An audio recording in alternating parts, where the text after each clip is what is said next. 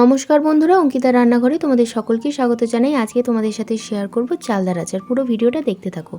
আমি এখানে চালদা কেটে ধুয়ে পরিষ্কার করে নিয়েছি। পরিমাণ মতো লবণ আর হলুদ দিয়ে প্রেসারে একটা সিটি দিয়ে নেব। শুকনো কড়াতে 5 ফোড়ন শুকনো লঙ্কা আমি ভেজে গুঁড়িয়ে নিয়েছি। চালদাটা সিদ্ধ করা হয়ে গেছে। কড়াতে সর্ষের তেল, 5 ফোড়ন শুকনো লঙ্কা দিয়ে দিলাম। সিদ্ধ করে রাখা চালদা পরিমাণ মতো লবণ দিয়ে ভালো করে মিশিয়ে নেব।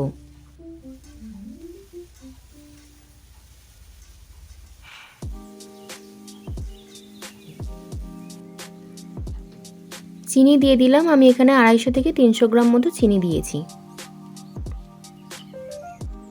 ভালো করে মিশিয়ে নিচ্ছি।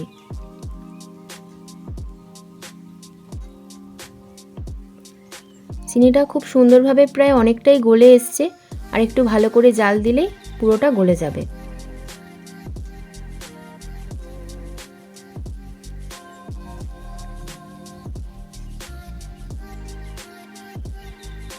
খুব সুন্দরভাবে তৈরি হয়ে গেছে চালদার আচারটা। এবার ভেজে রাখা মশলাটা দিয়ে ভালো করে মিশিয়ে নিলেই ব্যাস রেডি।